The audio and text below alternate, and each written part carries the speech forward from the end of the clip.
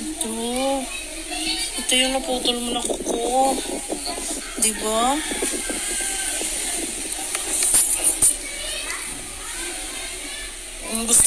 Gusto mong tanggalin. Hindi mo siya hindi mo makuha. Kaya namaga siya, no?